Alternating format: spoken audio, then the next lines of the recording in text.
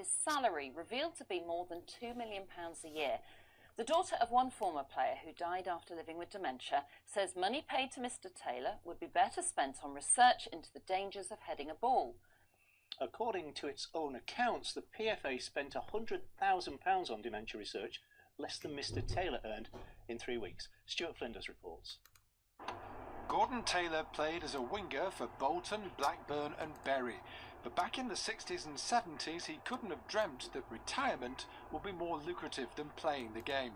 As chief executive of the Professional Footballers Association, he earned a basic £1.2 million last year. There was a bonus worth £777,000, more than £271,000 in national insurance contributions. Add to that allowances for a car, private medical care and a phone, and he was paid a total of £2.2 million. More than 10% of the PFA's £17 million budget. Compared to a trade union leader, it's a lot of money, but compared to the chief executive of the Premier League, who's on £3.5 million, it's not so good.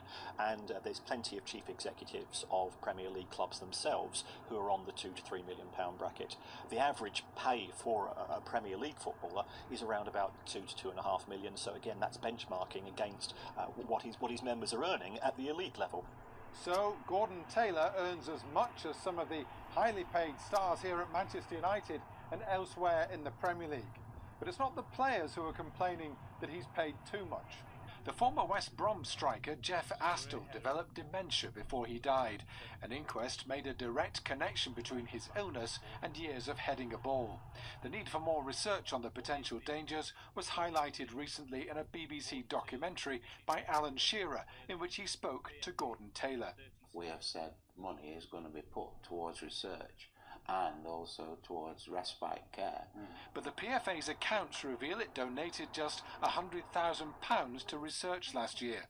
Jeff Astle's daughter, Dawn Astle, last year walked out on a meeting with Mr. Taylor. We've got a fraction of the resources of the Premier League, the Football League, the FA and FIFA. And now I'm not passing a buck. It's one of your former players who has died of boxer's brain. You should be screaming from the rooftops for these players. Well, you know. Today she's reported to have described news of his pay as a kick in the teeth. Gordon Taylor and the PFA refused to comment on his pay deal, but at £2.2 million, it's considerably less than the £3.3 million he got in 2014. Stuart Flinders, BBC North West Tonight.